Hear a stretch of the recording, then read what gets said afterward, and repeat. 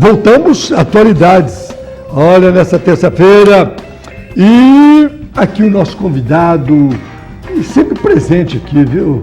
Ele às vezes anda sumido aí, mas nós achamos, nós encontramos o doutor Breno Montanari Ramos, psiquiatra, professor universitário, homem que tem uma bagagem muito grande, tem livros também. Ele também faz parte aí de auditorias aí em São Paulo, membro aí Conselho Penitenciário. Conselho Penitenciário. Conselho Penitenciário, olha aí. do Estado. O homem está aqui. Bom, nós primeiro vamos cumprimentá-lo e depois o tema. Olha aí. Ansiedade, síndrome do pânico. Ansiedade, síndrome do pânico, tá tudo interligado. Vamos cumprimentar. O Breno, satisfação novamente, hein? Toda minha, João. E deixa eu só dar uma dica. A rua aqui de baixo é a Santa Clara. Sim. Uma reta já é o meu consultório aqui. Eu sou fácil de achar. Ele é fácil de achar, mas na hora que nós ligamos lá, o doutor Breno tem consultas agendadas até o final do... Que é isso? Não, ele tem um horário pra gente. Mas o Breno está aqui, seu consultório aqui perto. Aqui, 100 metros daqui. Santa Clara, que número? 1122. Aqui do lado. 1122, isso aí. Mas, o Breno, eu queria começar falando o seguinte, ansiedade, como é que nós poderíamos, e a síndrome do pânico? Eu falei, isso está interligado? Uma está ligada à outra, como é que é isso? A ansiedade define uma série de sensações. Quando se fala em ansiedade, se fala numa série de sensações físicas e psíquicas. Físicas, falta de ar, sensação de aperto no peito, palpitação, que é o coração, as batidas ficarem mais fortes, taquicardia, que é as batidas aceleradas, extrasístoles, batida fora do ritmo, dificuldade de respiração, tontura, eventualmente dores em articulação, sensação de entorpecimento, isso sintomas físicos. Sintomas psíquicos, a sensação de que vai acontecer alguma coisa de ruim, é uma premonição ruim, alguma coisa desastrosa vai acontecer. Insônia, dificuldade de dormir, que pode ser insônia inicial, intermediária e tardia. Inicial é dificuldade de pegar no sono, intermediária é acordar várias vezes e a insônia final é acordar cedo e ter uma hora mais curta de sono. Sentimentos de falta de capacidade de fazer as coisas, uma sensação de confusão mental e de falta de realidade, um sentimento de que vai enlouquecer. Tudo isto compreende os sintomas de ansiedade. Não uma doença, mas os sintomas de ansiedade, que são sintomas normais, todos nós temos. Quando que isso extrapola, deixa de ser o normal, fazendo parte do dia a dia, e passa a ser patológico? Então, a ansiedade normal, ela está ligada à vivência de expectativa. Se eu digo para você, João, tem um negócio importante para te falar, mas sabe, eu só vou te falar na segunda-feira, porque a gente se encontra... Uma ansiedade violenta. Nossa, que raio esse banho tem para falar com já é loucura, né? Já é loucura, será que é não sei o quê? Bom, então existe... A vivência de uma expectativa gera ansiedade. Quando essa expectativa é uma expectativa ruim, é uma expectativa de alguma coisa incômoda que vai causar um dano, essa expectativa se transforma em medo do que vai acontecer. Tanto a ansiedade como o medo faz com que nós tomemos medidas para nos prevenirmos de várias situações. O medo e a ansiedade são instrumentos úteis para que nós possamos nos prevenir de várias situações. Se eu estou com medo, por exemplo, de que alguma coisa possa dar errado, a viagem possa dar errado, eu posso ter um acidente, então eu vou dirigir mais devagar, vou cuidar do carro, ou vou passar para uma outra pessoa para dirigir. Se eu estou com receio de ter um resfriado, uma doença que possa me causar um dano, vou tomar a vacina, vou me prevenir, ou seja, o medo. Se não fosse o medo, os pacientes não iam te procurar, né, João? Sim, eles procuram verdade. porque estão com medo. Com medo, verdade. Né? Veio uma dor, veio um incômodo, eles dizem, deixa eu lá no João, porque eu quero ver o que é isso e tal, por que isso está me acontecendo. O medo é útil. Então, o medo e a ansiedade são instrumentos úteis. Enquanto eles são instrumentos úteis, eles são sensações normais e necessárias. Agora, a sua pergunta é, quando que isto ultrapassa essa linha e cai para um nível de doença, onde possamos considerar como doença? Bom, podemos considerar como doença quando deixa de ter esse efeito preventivo e passa a ter um efeito ruim para a pessoa, começa a dificultar a pessoa de exercer as suas funções normais do dia a dia, ela torna a pessoa disfuncional, a pessoa não consegue ir trabalhar, ou se vai trabalhar não consegue exercer suas atividades. Ela começa a cair a qualidade de vida, ela dorme mal, ela já não consegue tirar um proveito da vida, não consegue ser feliz com a família, não consegue estar tranquila no almoço, não consegue às vezes nem comer, porque um dos sintomas da ansiedade é o famoso nó na garganta que a pessoa não consegue digerir. Muitas vezes vão te procurar achando que é uma doença gastrointestinal. Claro. Mas é uma doença que às vezes você examina, não tem nada, faz endoscopia, não tem nada, mas a pessoa sente o tal do nó na garganta. E sente o nó na garganta, né? E aí começa a não ter prazer mais de comer, e começa a ter essa dificuldade em relação à família, aos vínculos, aos contatos, aquilo começa a prejudicar o andamento tanto na vivência familiar, como na vivência profissional, como na vivência dela com ela mesma. Então, a partir daí, nós estamos agora diante de um quadro patológico, de um quadro doentio. Saímos da ansiedade normal e caímos na ansiedade patológica. Agora, o pânico. Hoje, com essa vida agitada, etc., em determinado momento, a pessoa ela sente meio quase desesperada e entra em pânico. E aí eu falaria, Breno, seria uma ansiedade já patológica, já um grau mais acentuado aí? Como é que você colocaria aí o pânico? Bom, a ansiedade, quando ela sai do nível da ansiedade proveitosa, útil, normal, aquela que todos nós devemos ter até para nos prevenirmos, quando ela sai disto, ela pode entrar no âmbito de 3 possíveis doenças, que são as ansiedades patológicas classificadas no Código Internacional de Doenças, na CID.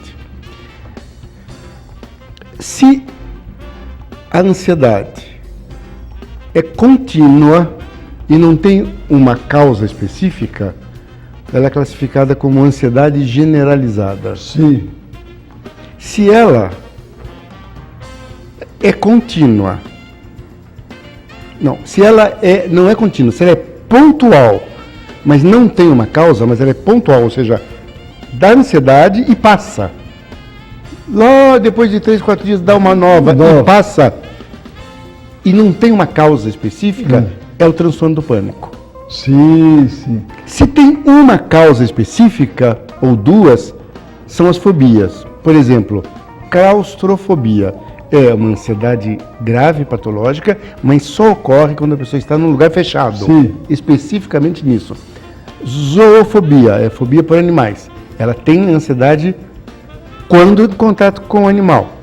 Hoje, uma fobia muito frequente, hoje também não mereceria ter um estudo porque está aumentando essa frequência, a chamada fobia social. Verdade. Que é a timidez. A pessoa tem medo de estar em lugares onde tem mais pessoas olhando, tem medo de assinar um documento em público. Acho que todo mundo ali era referência. Todo mundo sente medo como se todo mundo estivesse olhando, criticando, né? E então é uma fobia especial. Então é isso. Para o espectador entender bem. A ansiedade patológica, a ansiedade doentia, ela se divide em 3 grupos. O grupo da ansiedade generalizada, o indivíduo está continuamente ansioso e não há uma ou 2 causas que determinem essa ansiedade. Na verdade, o indivíduo nem sabe dizer por que razão ele está ansioso. Ele é continuamente ansioso. Segundo, quando não há uma causa também igual à ansiedade, só que não é contínua, ela é pontual, ela dá durante 5 minutos, 10 minutos, 15 minutos, passa, às vezes fica 2, 3 dias sem ter, dá de novo, 2, 3 minutos, 4, 10 minutos, é o transtorno do pânico. E por fim, quando há um objeto determinado que desencadeia esta ansiedade, então nós estamos diante de um quadro fóbico, estamos diante de uma fobia. Então são essas 3 possibilidades. O pânico, já que a pergunta foi específica sobre o pânico ele ocorre de uma maneira inesperada. A pessoa pode estar ali com os amigos, comendo uma pizza, pode estar em casa, ou pode estar até dormindo, eventualmente. Ele levanta, acorda com uma palpitação, achando que vai ter uma parada cardíaca, que vai morrer, sai correndo, procura o hospital, porque acha que vai morrer nos próximos minutos e chega no hospital, o médico examina, faz um eletrocardiograma, não tem nada. Não tem, pode voltar a dormir. Dá um diazepam endovenoso. Aí a pessoa acalma e vai para casa. Mas é isso. E o pânico, ele, se não for cuidado, se ele não for bem tratado, a frequência das crises de pânico vão aumentando. Então a pessoa começa a ter tanto pânico que acaba, e aí que é o prejuízo que eu estava falando na qualidade de vida, acaba não saindo de casa, ficando com medo de sair de casa. Então passa a viver mais fechado no seu quarto, trancada na sua casa, deixa de trabalhar porque tem medo dos sintomas de pânico que possam ocorrer no trabalho, acaba se retraindo tanto nos contatos profissionais, como se retraindo nos contatos sociais, nos contatos familiares. Não vai à festa de família, almoço, não vai a aniversários e vai cada vez se fechando mais. E isso é uma coisa muito ruim para a qualidade de vida da pessoa, né? Há uma perda funcional e uma perda na qualidade muito grande na síndrome do pânico. Ainda bem que hoje os medicamentos para o pânico dão excelente resultado. E aí que eu queria entrar. Ô Breno, a pessoa que tem essa síndrome do pânico e às vezes uma ansiedade extrapolada aí que chega patológica, aí estaria embutido aí junto com isso aí, a pessoa não tem também um quadro depressivo, ele não tem uma depressão também que vem aí dificultar ele recuperar assim, sozinho, sair disso? Como é que é isso? Não sei se eu entendi a pergunta. Junto com a ansiedade e síndrome do pânico, não tem também, por exemplo, uma depressão? Por exemplo, a fobia social que você colocou aí. A pessoa ela tem a timidez, mas ela tem uma angústia embutida também, uma tristeza, uma depressão. Bom, vamos falar da relação entre a síndrome, por exemplo, a síndrome do pânico, a relação entre a síndrome do pânico e a depressão. Isso. Por exemplo, é possível o indivíduo ter a síndrome do pânico e ter depressão? Isso. É comum, não só é possível, como é comum. É comum que o indivíduo tenha a síndrome do pânico e por uma série de situações, o indivíduo vai tendo síndrome do pânico. Com isso ele vai perdendo a qualidade de vida, ele perde o emprego, perde a namorada e diante disso ele começa a desenvolver uma depressão. E não só por conta disso, é porque embutido no próprio quadro da síndrome do pânico tem sintomas depressivos. Sim. E o interessante é que na depressão também há sintomas de pânico. É muito comum no indivíduo com depressão ter sintoma de pânico. Sim. Ou seja, tanto o indivíduo caracteristicamente portador de um transtorno de pânico pode ter, e é comum ter sintomas depressivos, comum também o indivíduo com depressão pode ter sintomas de pânico. Sim. Pois é, porque você colocou que aí que os medicamentos atuariam, aí vem minha pergunta. esses medicamentos, não vou falar o nome, mas comercial, mas que eles mantêm uma serotonina flutuante, ativa, evitando a recaptação. Eles não são tanto usados na ansiedade como na depressão? Pergunta. Exatamente.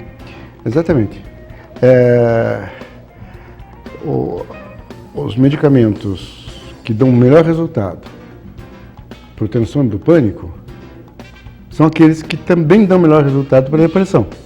Por exemplo, os inibidores da recaptação de serotonina, como você acabou de falar, né?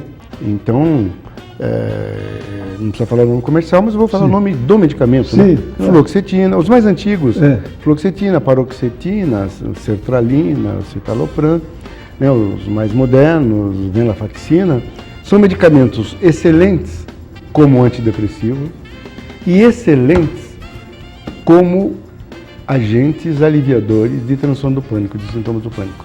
A paroxetina é excelente medicação, ela alivia 90% dos casos, em poucos dias ela alivia o sintoma do pânico, devolvendo ao indivíduo a possibilidade de uma vida com qualidade, né? Mas é evidente que cada caso é um caso, o indivíduo tem que consultar o psiquiatra, cada caso é um caso, né? Tem indivíduos que são há uma série de efeitos colaterais que a gente tem que medir, cada caso é um caso. Mas o resultado para o transtorno do pânico é muito bom. É melhor até do que para a depressão. A depressão tem aquelas chamadas depressões refratárias, que são muito difíceis de tratar. Tenta todos os... Parece que está dentro da alma. Isso mesmo, parece que está dentro da alma, isso mesmo. Parece que está dentro da alma. Mas o doutor Breno é isso aí, bem didático, ele informa bem, a coisa flui muito bem. Ô Breno, nós vamos voltar a conversar para um assunto mais amplo e a gente já vai tratar aqui nossa produção aí. Tudo bem? Claro. Já quer adiantar qual é esse assunto mais amplo? Eu gostaria de puxar para você dar essa dica. Um assunto mais amplo? Mais amplo. Então, nós podemos pegar, já que nós estamos falando no tema do estresse, podemos fazer uma abrangência agora, no tema da ansiedade, podemos fazer uma abrangência para o transtorno do estresse pós-traumático, que nós ficamos de falar da última vez e não fizemos. Estresse pós-traumático nossa produção, hein? Então, que é uma coisa muito comum hoje em dia, por conta dos sequestros, do sequestro relâmpago, das saidinhas de banco, né? Então podemos falar de estresse pós-traumático e de transtorno de adaptação, que é o estresse contínuo, levando a pessoa a uma situação de desadaptação. São os 3 níveis de estresse que tem. É o estresse agudo, é o transtorno de adaptação e é o estresse pós-traumático. São esses 3 quadros que abrangem a situação do estresse, hoje mais atual do que nunca. Verdade. Bom, nós vamos conversar com o Dr. Breno, então vamos agendar com ele e já temos essa pauta aí que nós já passamos para a nossa produção aqui. Ô Breno, nós gostaríamos de ficar aqui conversando até mais tempo aí, mas já viu, o tempo aqui é curto. Eu quero agradecer e não vai sumir, porque o seu consultório é aqui perto, hein? Eu vou lá chamá-lo, doutor Breno. Estamos aqui para que esse papo que muitos de vocês aí, olha como aproveitou aí esse papo aqui com o doutor Breno. E muita gente fala mesmo, né, Breno? Sim, nós seria bom que a produção anotasse, nós poderíamos terminar o tema falando quais são as condutas para se lidar com a ansiedade, quais são as formas que a pessoa teria para lidar com a ansiedade, que são formas, às vezes são condutas comportamentais, são atitudes ligadas à questão da alimentação, aos hábitos, e são algumas questões também ligadas ao modo de vida. Então podíamos falar como se evitar e como, uma vez instalada a ansiedade ou o pânico, de que forma melhorar isso aí. Então podemos falar disso e, se der o tempo e tal, a gente emendar para a questão do estresse e as suas variáveis aí. Tá certo, olha aí. Bom, Breno, então até a próximo papo aqui. Olha, João, aqui se você abrir a janela aqui, dá um grito, é capaz de ouvir lá do meu consultório. É isso aí, viu? Eu já vou dar esse grito. Doutor Breno, estamos aqui para ouvi-lo. Bom, é isso aí. Já já a gente volta.